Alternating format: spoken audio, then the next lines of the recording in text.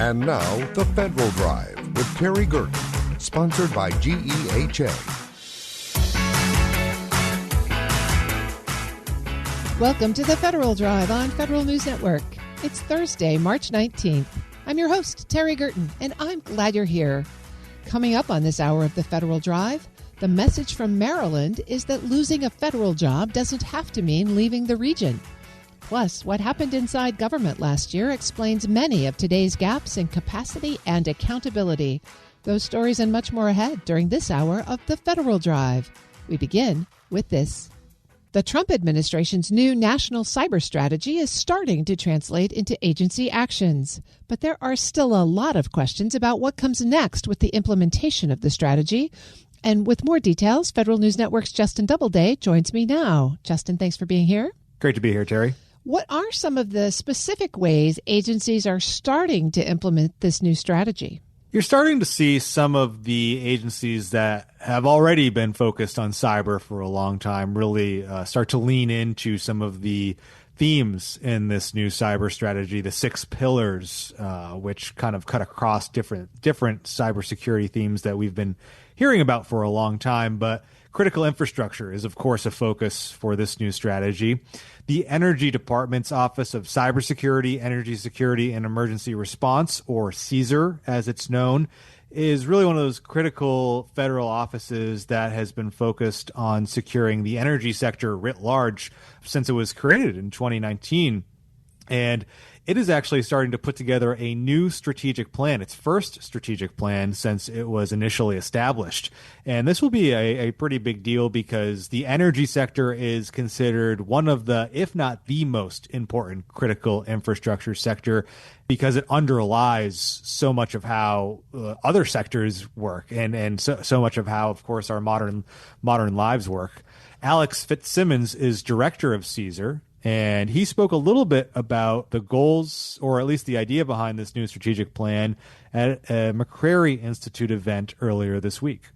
CSER is a truly unique office within the federal government. It is the only office that is exclusively dedicated to strengthening the security and resilience of the entire energy sector. So it's an office that was created under the first Trump administration, has never had a strategic plan clearly written down explaining what the mission is, what the goals, objectives, key performance indicators are that we're all striving to achieve.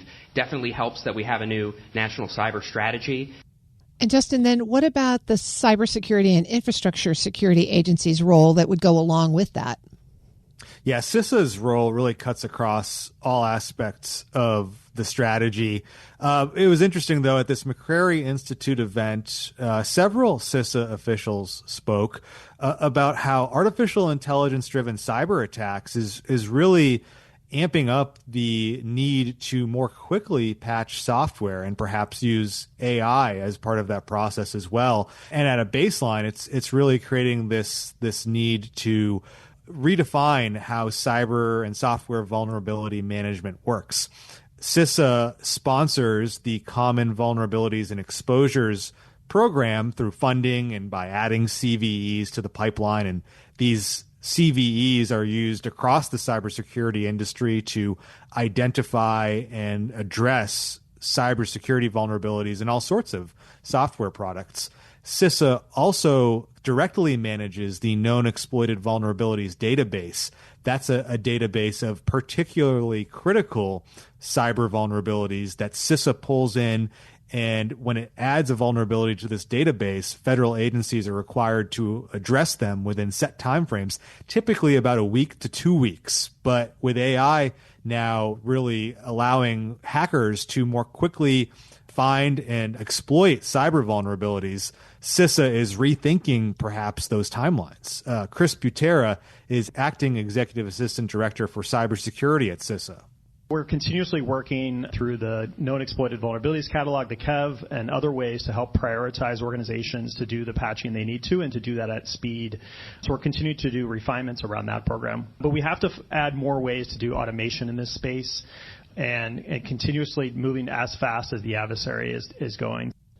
Justin, what else is the administration planning to do as far as discrete activities to implement this strategy, especially now when we're seeing perhaps counter cyber ops from our current activities in Iran? Yeah, it's certainly a big issue for cyber defenders right now. White House National Cyber Director Sean Cairncross has been speaking about technology pilot programs that will be forthcoming under this new cyber strategy.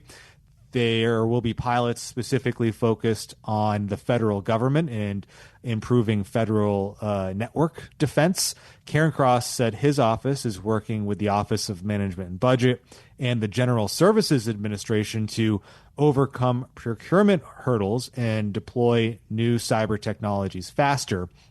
And then Cairncross says the Office of the National Cyber Director is also going to do similar technology pilots in specific critical infrastructure sectors, things like water utilities and rural hospitals. They'll actually go to specific water utilities in one state and work with them on a technology pilot. Cairncross says if it's successful, they'll try to scale it more broadly, but his focus seems to really be on actually, rolling out some new technologies, testing them out in some of these critical environments, and then scaling them if they do work. More to come on that. We don't really know yet who exactly will perhaps be running those pilots, how they will be run, whether there will be more details around participating in those pilots. So folks outside the administration, cyber policy experts, what are they watching as far as how the implementation of this strategy is going to play out? Yeah, everybody wants an implementation plan, and we were all a little spoiled under the last administration. The Biden administration had their 2023 cyber strategy and then published multiple implementation plans that laid out in pretty great detail specific actions that the administration was taking, as well as the agencies responsible for leading those actions. These were, 20, 30, 40-page documents with a lot of detail. So far, it doesn't seem like we're going to get the same, a similar sort of big implementation plan from this administration. Caitlin Clark served in the Biden administration in both the Office of the National Cyber Director and on the National Security Council. She was kind of instrumental in the initial cyber EO that the Biden administration put out. She's now at Venable as a senior director, and she talked a little bit about what she's watching from the Trump administration and their new cyber strategy. I would not expect a big spreadsheet like the implementation plan under the last administration. I would expect to see, similar to what the administration has done on AI, implementation through executive action, through multiple executive orders that are tied to the different pillars. I don't know about you all, but I have my refresh on for Friday afternoons, checking whitehouse.gov for new executive orders, presidential memoranda. I think that's going to be the implementation plan. Justin, what does that approach signal in terms of an administration-wide focus on cyber and cyber defense? I think it signals a few things. I think first, the Office of the National Cyber Director is very much in the driver's seat when it comes to this cyber strategy and implementing it. And I think they're kind of holding their cards close to the vest a little bit, frankly. And some people might like that and some people might not, but it certainly seems to be where they're going. But, you also have CSER, CISA, these agencies that are really critical to implementing a national cyber strategy, who appear to be in lockstep with the administration so far on implementing this thing. It's just that we're going to see the details perhaps come out in fits and starts rather than in one big fell swoop. That's Federal News Network's Justin Doubleday. Justin, thanks for joining me. Thanks, Terry. You can find his full story at federalnewsnetwork.com. Up next, what happened inside government last year explains many of today's gaps in capacity and accountability. This is The Federal Drive with Terry Gerton on Federal News Network.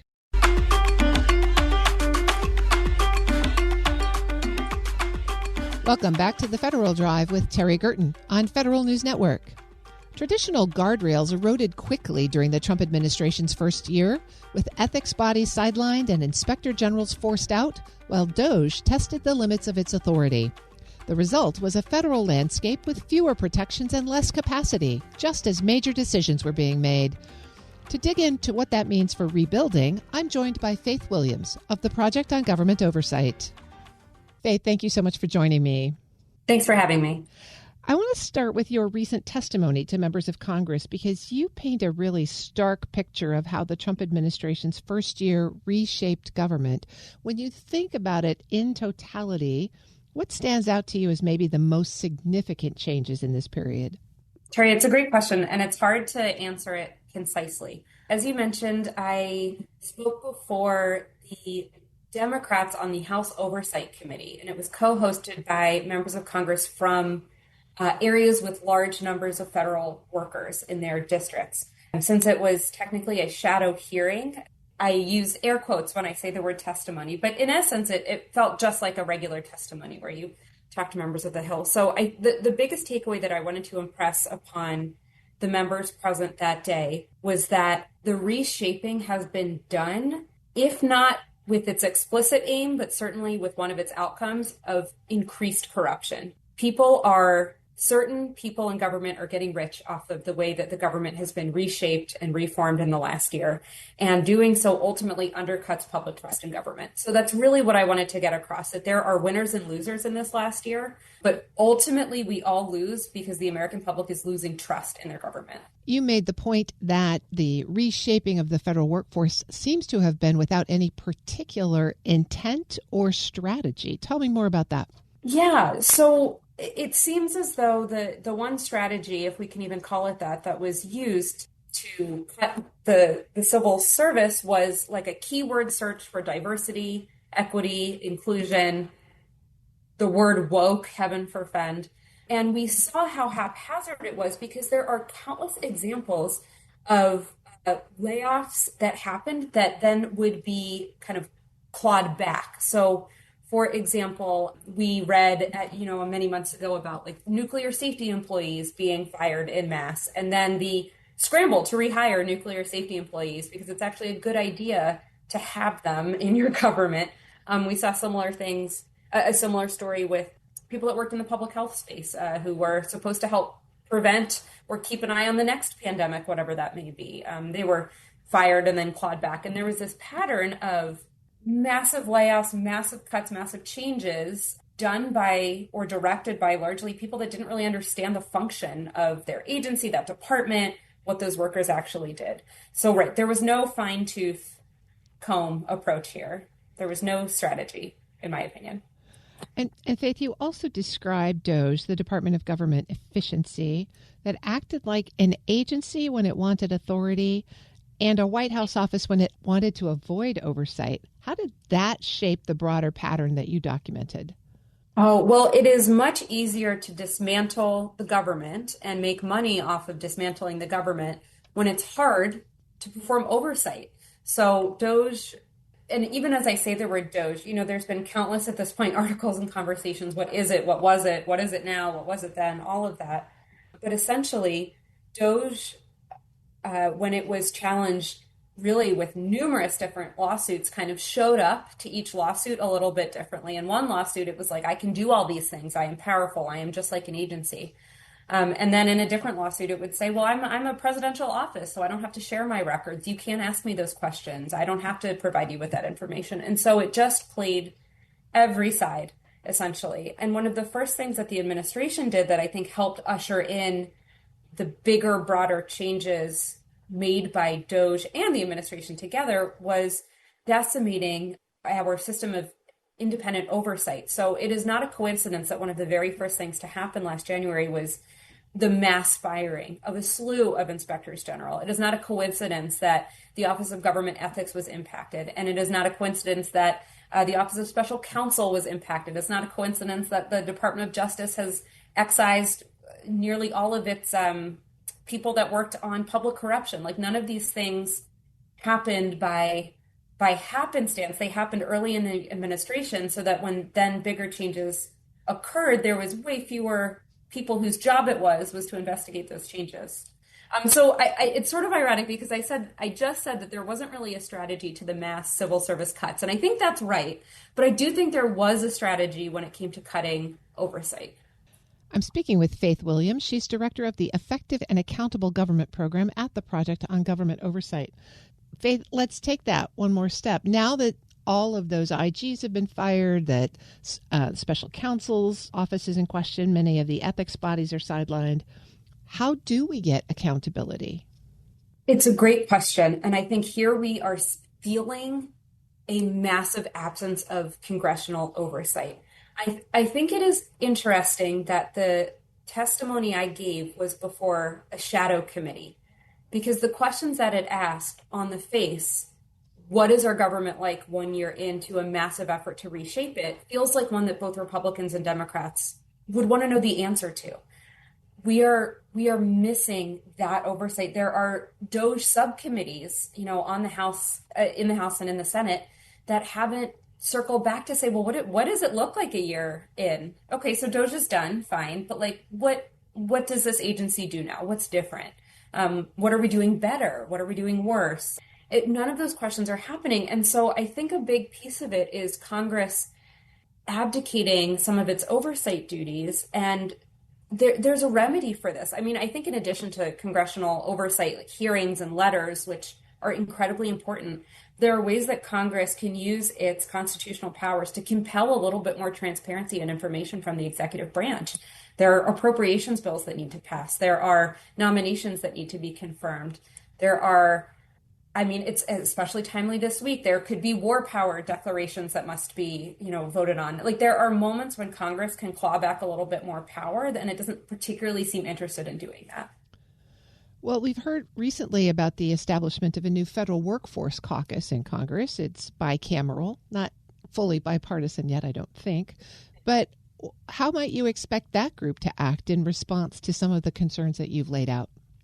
I'm glad to see a caucus spin up to kind of dig into federal workforce issues. I do wish it was bipartisan. I don't think that the civil service is something that should be partisan. 80% of federal workers live outside of this area, including large numbers in Texas and Pennsylvania and Florida, these red and blue and purple states, right? I think one thing that this caucus can do is to continue to shine a light on what is happening in the federal workforce. And I think in particular, what we need are stories of agencies that are having a hard time fulfilling their mandates because of a lack of workforce. And I say that truly in a spirit of inquiry. I don't know that that is happening everywhere, but I want to know if it's happening. We've heard anecdotes about, let's say, the IRS and some other, and Social Security, about how long, wait times are and things like that seem to be tied to workforce cuts. We need this caucus shining more of a light. But I will say, even last year, right before the inspectors general were fired, there was a bipartisan inspector general caucus that was spun up, and it didn't do very much. I respect that, that individual staffers, might have more or less control over what they do under a caucus. It's a lot about who's in charge. I get that. But the caucus really didn't make much of a peep when, 17 inspectors general representing 18 offices were fired later that week. So, Faith, you've documented a lot of change in the workforce. You've documented rule breaking. You've documented corruption. But one of the things around government reform, good government groups have been suggesting government reform for years and years and years. And there was always a reason why it couldn't happen: cultural, statutory, regulatory. A lot of those barriers have been eliminated, whether for good or for bad. So now, as people take your feedback and input and others, what should be top of mind for these reform groups who think about building government capacity for the 21st century with 21st century tools? That's a great question. And I think one thing inherent in that question is we all need to be kind of working together and learning from each other.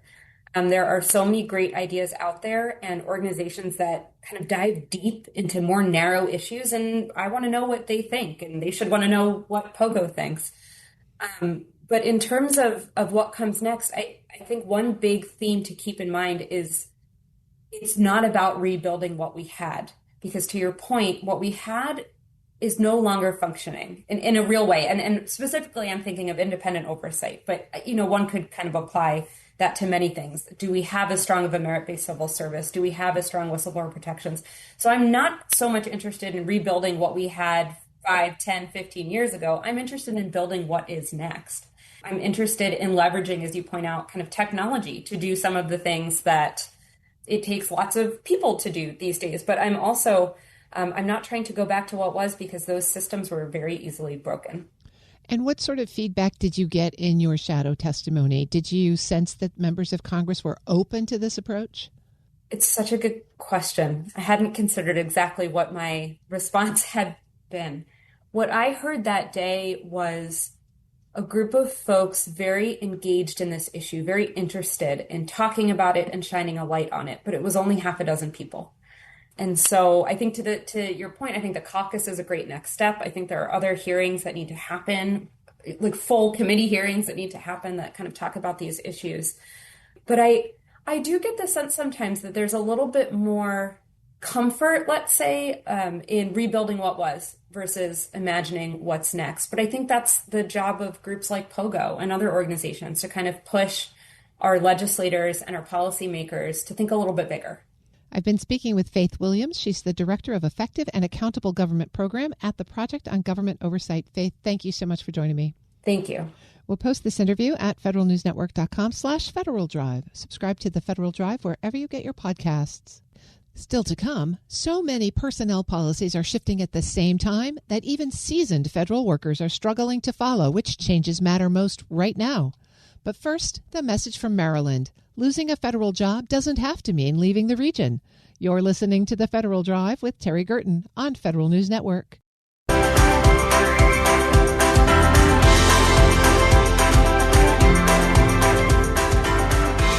Welcome back to the Federal Drive with Terry Gerton on Federal News Network. As federal workers and contractors navigate sudden disruption, Maryland leaders are focused on keeping families housed, connected, and economically mobile. Housing tied to transit and new pathways into emerging industries are central to that strategy. We'll learn more from Congressman Glenn Ivey of Maryland and Brian Franklin, Deputy Director of LISC, D.C. Congressman Ivey, Mr. Franklin, thank you so much for joining me today. Thanks for having me.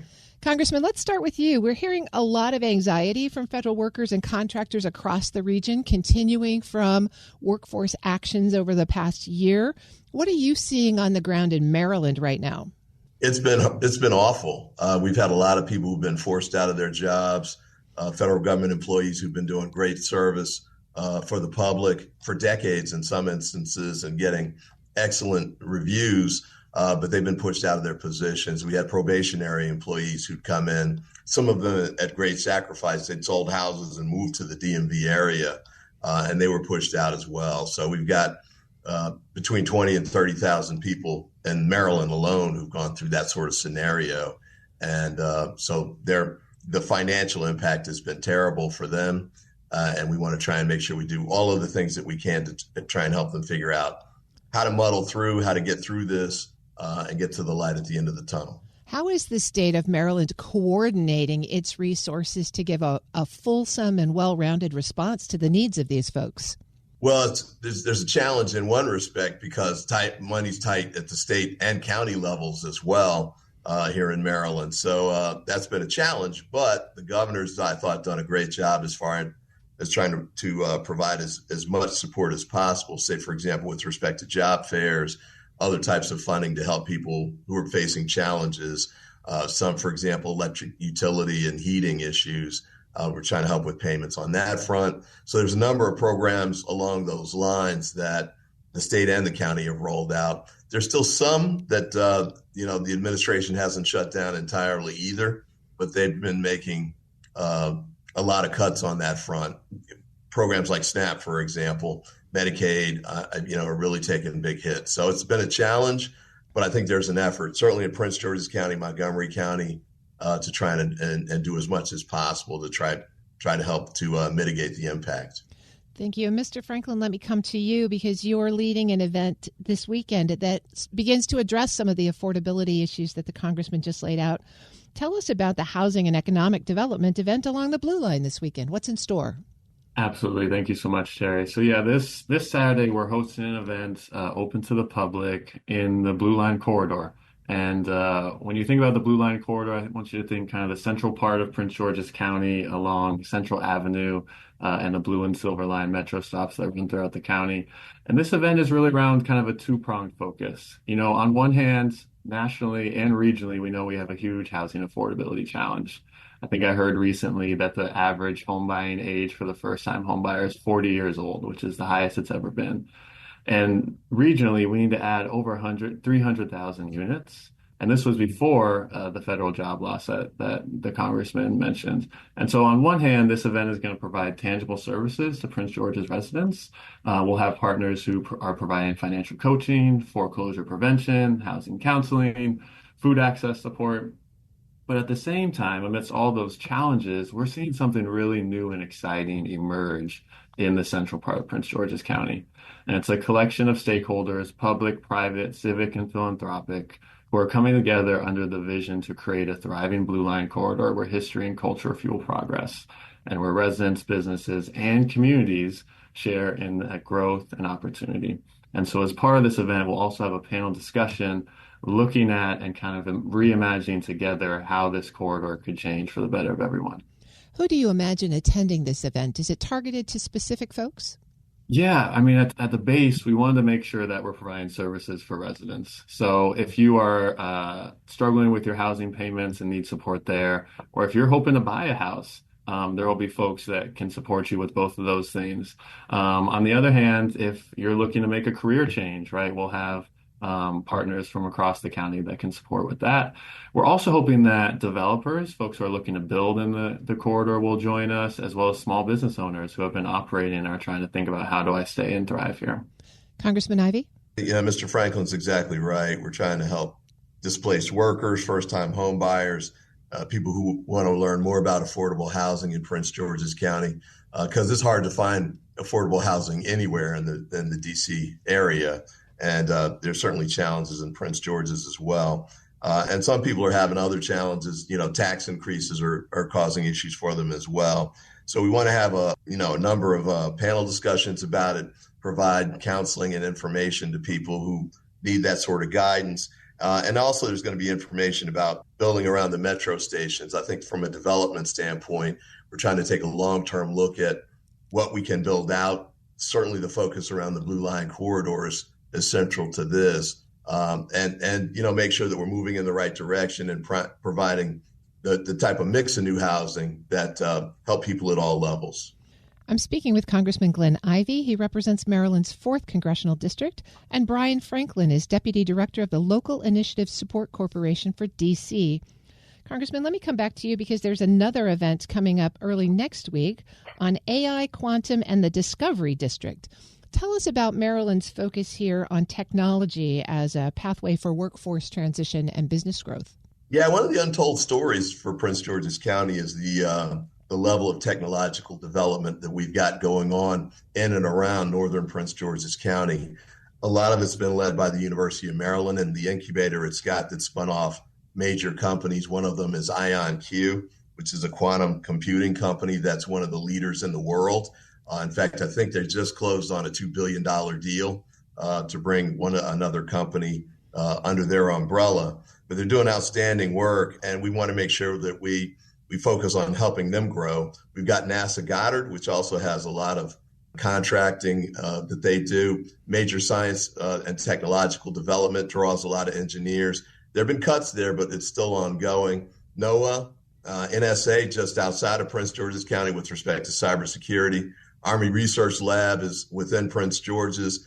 FDA and NIH are just outside. So we have this major concentration of these kinds of federal government institutions that are doing work that's critical to the future of the United States. And we want to make sure we do everything we can to help support that. Unfortunately, the administration has been cutting, the federal and government employees that they've cut include some of the people with this kind of technological expertise and experience. We're trying to reverse that trend, but at the same time, continue to move it forward on the academic side and the private sector in the Prince George's area. Well, you're certainly right. A number of folks affiliated with the scientific pursuits have lost their employment, but a lot of other displaced federal workers might not think of themselves as affiliated with AI and quantum computing. So as you think about this event, what other sorts of roles or entry points should these folks be listening for that makes these emerging sectors more accessible than people might think? Yeah, no, we throw terms around a lot, like say AI. I just came from a meeting, actually. We were talking about it with a Fortune 500 company, but AI is going to be part of everything going forward. So I think developing some skills there, certainly an understanding about it, and then moving forward with to build some kind of expertise on how your particular industry or line of research can use it, I think is going to be critical going forward. And so we've got a National Competitiveness Council meeting that's coming together. Day one is going to be at Morgan State, but day two is going to be at the University of Maryland next Tuesday. And it's focusing on this and trying to make sure we get as much information to the public as possible, but also target people who are already in this line of work, in this field, and are trying to figure out ways to move forward or, build out their network. And so, Congressman, thinking of the displaced federal workers that you know and that you've been in touch with, if you could give them one piece of advice right now, one action to take, where do you want them to start, especially as we're thinking about these events over the coming few days? Yeah, I mean, we did a job fair 8-9 months ago, and one of the people that came to it was, I think she had a PhD in neurobiology, and she'd been at NIH doing clinical trials on Alzheimer's. And the job fair she came to, she said, I know you don't have anything for me here, but I wanted to come and be supportive. The Competitiveness Council issues that we're doing next week may have the types of opportunities that are fitting with her skill set. That's the thing we're trying to do, create other opportunities. The regular job fairs are great, and those people, everybody needs work, so we want to try and create those kinds of opportunities. But this is a track that isn't available as much from this kind of network outreach approach, and we want to try and build that out. And we also want to make sure that everybody understands, including people in the area, that there's a lot of opportunities right here in the Prince George's County area, whether it's the Johns Hopkins APL lab or, NASA Goddard or, some of the others I just mentioned, NSA, where a lot of jobs have been cut, but we're starting to see them rehire or bring in new people along those lines, because we knew they cut too many people. That was too random. The chainsaw approach ultimately was damaging to these departments and the services they'd been providing to the American people. Now there's some sort of effort, I think, under the radar screen to some extent to rehabilitate what was done and correct it and get them back on track. Well, let's wrap this up with websites for people who are interested. Mr. Franklin, where do people go to learn more about the Blue Line event? Yeah, they can find out more at bluelinecc.org. That's bluelinecc.org. And Congressman, what about the AI and quantum event? You can go to ivy.house.gov. We can also help with the housing panel as well. So reach out to us for either one of those. I've been speaking with Congressman Glenn Ivey, who represents Maryland's 4th Congressional District, and Brian Franklin, who's the Deputy Director of the Local Initiative Support Corporation, D.C. Thank you both for joining me. Thank you. We'll post this interview at federalnewsnetwork.com/Federal Drive. Subscribe to the Federal Drive wherever you get your podcasts. Coming up next, so many personnel policies are shifting at the same time that even seasoned federal workers are struggling to follow which changes matter most right now. This is the Federal Drive with Terry Gerton on Federal News Network.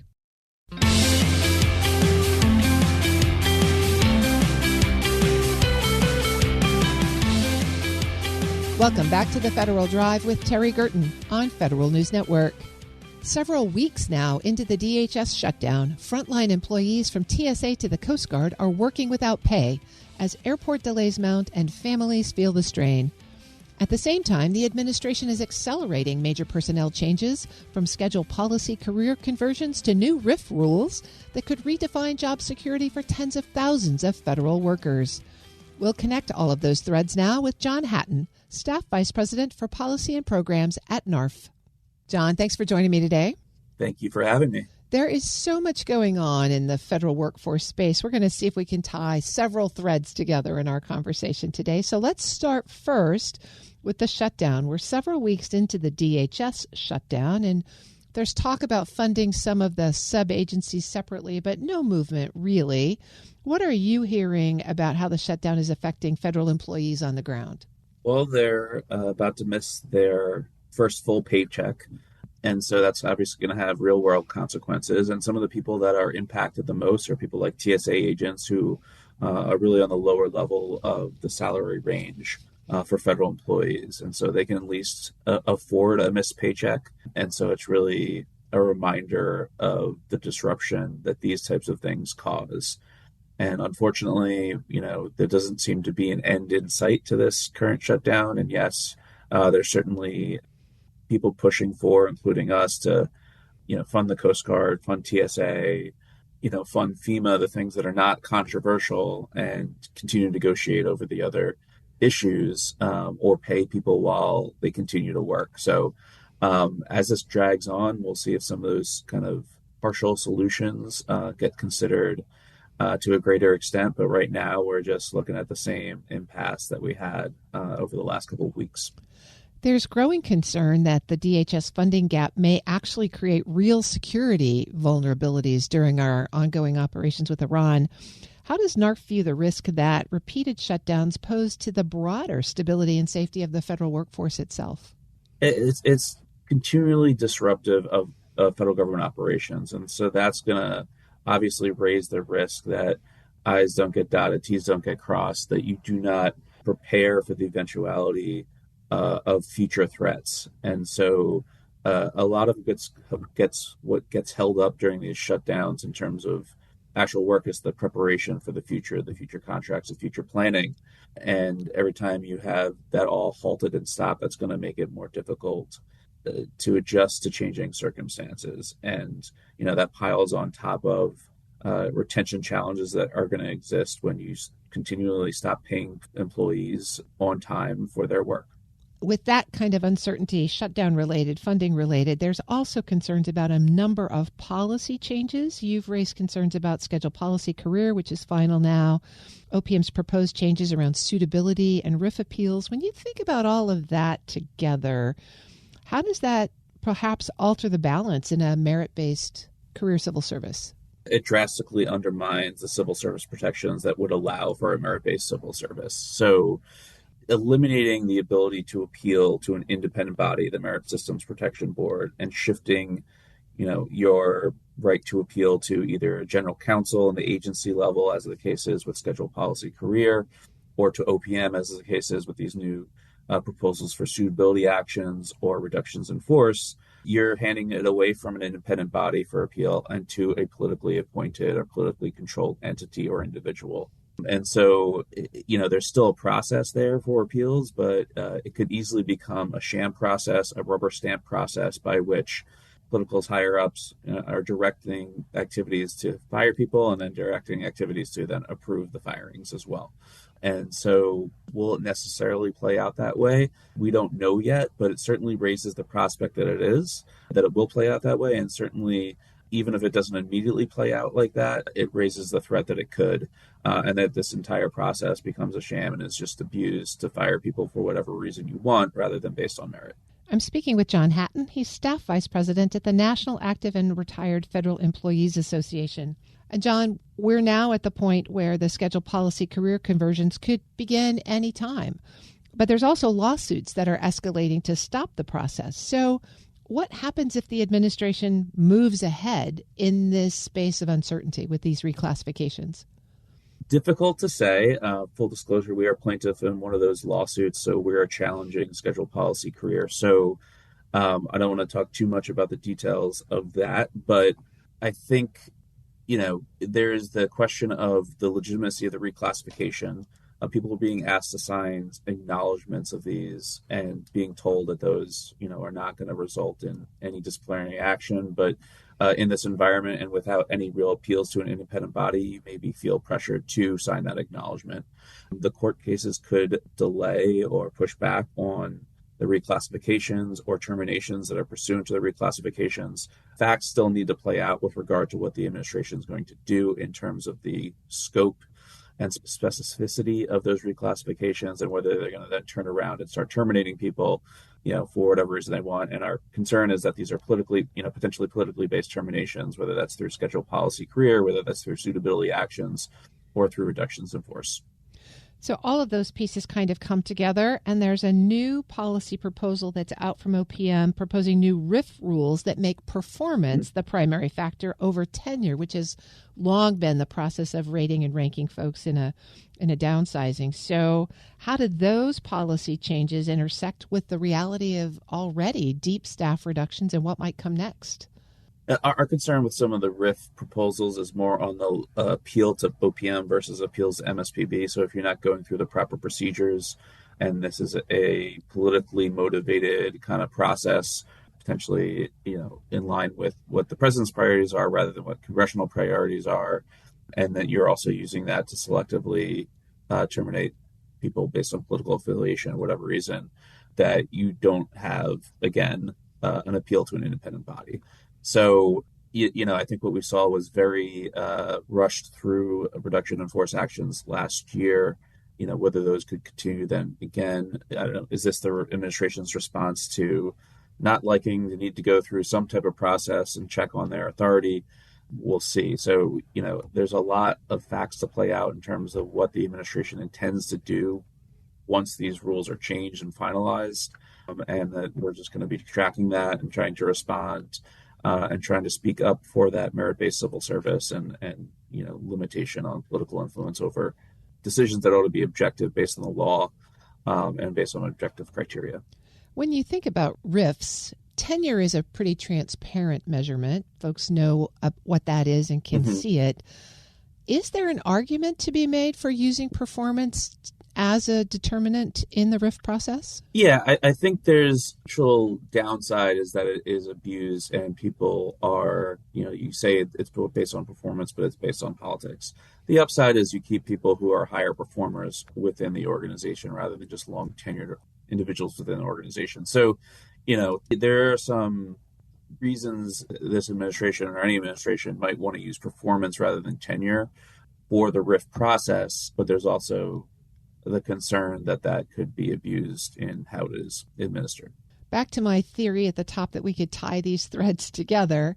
Yeah. When people are considering all of these kinds of policy changes and the waves are rushing back and forth over them, some people may be survivors and they may be able to hold on and wait this out, but some people may throw up their hands and say, I'm out. What are you hearing from the retirement space about how that is going for folks who may be considering that option?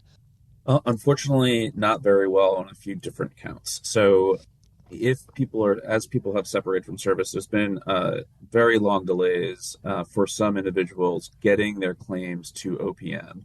So, we had heard people that were separated in July, hadn't gotten to OPM by February. We've started to hear some good news on those counts from some of the people that are our members, but something that should have been a 30 to 45 day period was over 6 months. Once it gets to OPM, interim payments appear to be going out in a somewhat timely manner. They are overwhelmed in terms of the number of claims coming in. And so the processing of those is, I think, very likely to be delayed past what is already somewhat of a long process for, 2 months. But in some cases, if you've worked for different agencies, can take a lot longer. Where we're hearing a lot of real concerns is actual service for retirees. So one, people cannot get through on the phones at all to OPM. We have been able to suggest to members, call at 7:40 in the morning and keep on calling for 30 minutes and you might get through.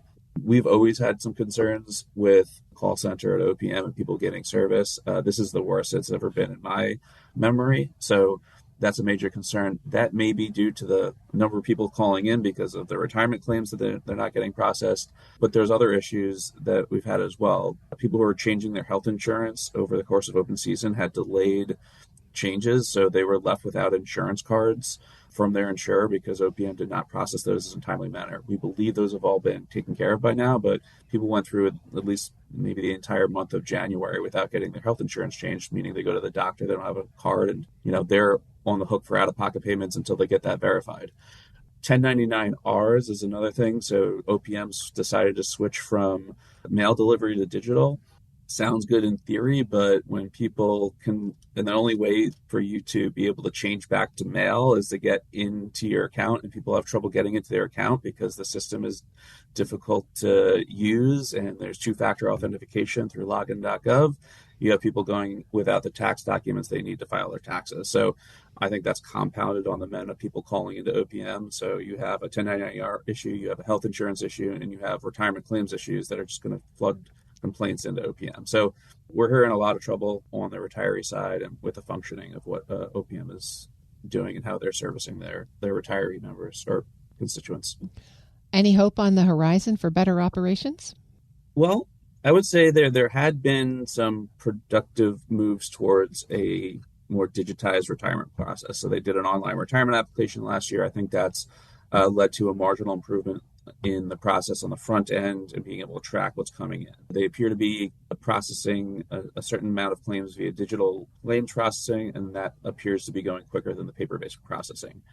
But I don't know how that really applies to health enrollment changes, how that applies to 1099-ER services, and how that applies to the call center. So until they get the total amount of need for services down that they can meet that need, I don't see when that's about to improve. Unfortunately, we had a Department of Government Efficiency that wanted to make this work better, created a deferred resignation program for people, and left OPM with less staff at a time that they were also then being flooded with a lot more work due to the deferred resignation program and all these RIFs and other cuts government-wide. So wasn't really well thought out or well planned out in terms of having the staffing needed to cover the workload here. And I think when you do things hastily and with not understanding the outcome of your actions, this is what may happen.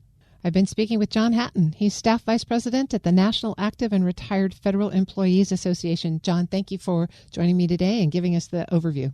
Thank you for having me.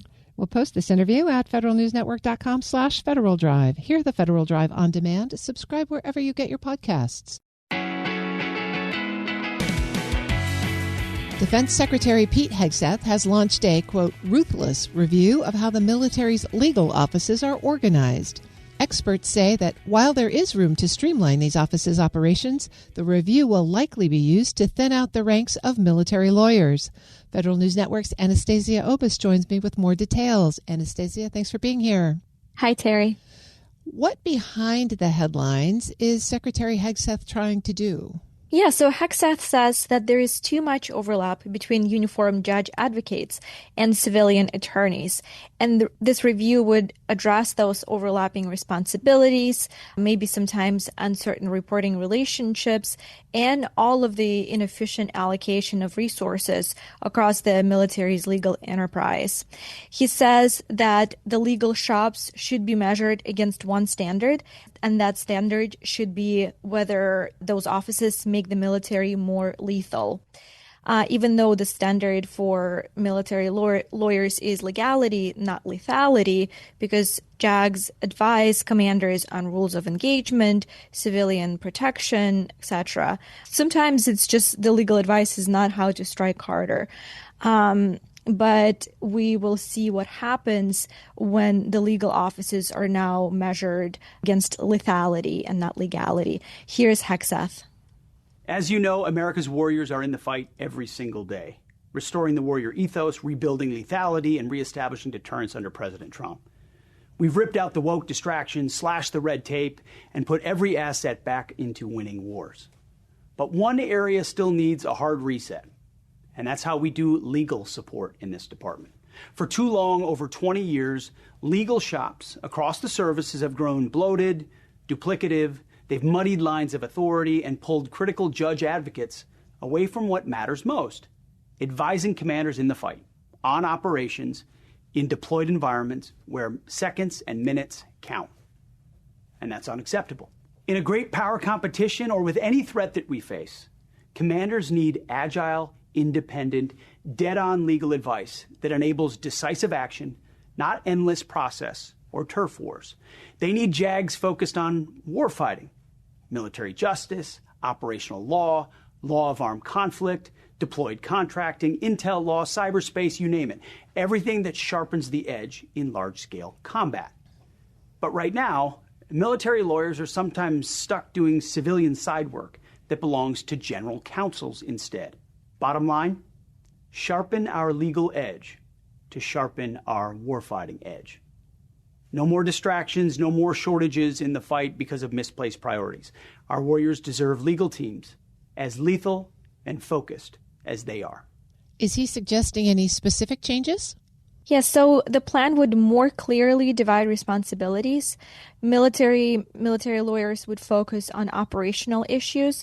That would be warfighting, military justice, operational law, and the law of armed conflict. Meanwhile, civilian attorneys would take on non-operational work, and that would include things like acquisitions, personnel issues, intellectual property, etc. So this split will keep JAG officers focused on advising commanders in combat-related decisions, while civilians will focus on civilian matters. Here's Hegseth again. But right now, military lawyers are sometimes stuck doing civilian side work that belongs to general counsels instead. And that drains readiness and leaves gaps where we can't afford to have them. And that's why today I'm directing the service secretaries, the Army, Navy, and Air Force, through their general counsels and JAGs and the SGA to the Commandant, to execute a ruthless, no excuses review. Scrub it clean. Cut duplication and bureaucracy. Clarify roles and reporting. No more moral ambiguity. Align functions so that military legal stays laser focused on warfighting and readiness. Let civilian lawyers handle non-operational stuff. Acquisitions, civilian personnel, IP, real estate, environmental on bases, litigation outside of military channels. We laid out our recommended split: military matters to JAGs and the SGA, civilian to general counsels, with room for limited shared areas like standards of conduct or FOIA and privacy, if it makes sense for the services. But the priority is maximum support to the warfighter. And this includes reviewing active, reserve, and guard components. Anastasia, we're obviously in combat operations now. Is that what's precipitated this review, or are there other matters that Secretary Hegseth is concerned about? I mean, for starters, this effort is part of this broader push to shift the department from what Hegseth calls tepid legality towards maximum lethality. But yes, the review comes as the U.S. and Israel invaded Iran, a conflict some experts say is illegal. The war is widening by the hour, and the Pentagon is currently investigating a deadly airstrike on an elementary school that killed more than 160 people. And early evidence suggests that the U.S. Might be the responsible party for the airstrike. It also comes after Hegseth fired top military lawyers. He labeled them as roadblocks to commander-in-chief orders, specifically orders over deadly boat strikes in the Caribbean. Lawyers within DoD's Office of General Counsel have raised concerns about the legality of those strikes. And those are just some concerns. Among other concerns raised were the legality of firing of probationary employees that happened at the very beginning of last year. But as he explains it, it's that over the past 2 decades, legal offices have grown too large, they're too risk-averse, and that they've been pulling military lawyers away from these warfighting functions. What are some of the concerns that outside legal experts are raising about the review? Yeah, when I spoke to legal experts, and one of them was a captain in the Army Judge Advocate General's Corps, he said that, of course, there is some truth to the fact that civilian employees and uniformed JAGs have overlapping responsibilities, and there is some work to be done in terms of separating those responsibilities. It's very possible that there is work being done that could be done by either or. So that restructuring and reorganizing could help. But the truth is probably that the effort is being done to get rid of institutional knowledge. The way it was explained is that there is a lot of institutional resistance within people who have been around for a long time during prior administrations. And that is a significant roadblock, as Hegseth described it. Because at the end of the day, commanders make a decision. The attorneys are they're just to advise. Commanders can take that advice, or they don't have to take that advice. Attorneys are just saying what's legal or not, and it has irked senior leadership to an extent that it's possible that they're trying to get to kind of yes men. And this is according to the lawyer I spoke to. So what do you think happens next? So Hegseth wants the military services to have a plan within 45 days, and then he wants those changes laid out in those plans to be implemented within the next 6 months. So not a lot of time. The services could potentially come back with a much reduced JAG Corps. A lot of those positions are appropriated, so they don't have to fill them. If Congress lets them, they certainly can. And if Congress wants to stop them, they also can. If that's the case and there is a thinning out of the ranks, there's going to be a lot of kind of prioritization of what needs to be done versus what doesn't need to be done. It's possible that a lot of work will be put on civilian attorneys, and the Defense Department has been shrinking the size of its civilian workforce, so we don't know if the civilian workforce can handle the workload. Also, at the same time as this is happening, some of the military lawyers have been pulled to support the Justice Department. They have been serving as immigration judges, and it's possible that the Defense Department could detail up to 600 military lawyers to the Justice Department. They haven't so far, but that's how many Hegseth has authorized. Also, military lawyers have been temporarily assigned as federal prosecutors to support law enforcement operations in Minneapolis. So there are a lot of questions in terms of how this will all turn out. That's Federal News Network's Anastasia Obis. Anastasia, thanks for bringing us the story. There's certainly a lot to watch. Thank you, Terry. You can find the full story at federalnewsnetwork.com. The Federal Drive with Terry Gerton is produced by Eric White and Michelle Sandiford. Our web editor is Stephanie Wright. For the latest updates, stay with federalnewsnetwork.com or follow us on Facebook, YouTube, and LinkedIn. I'm Terry Gerton. Thanks for listening.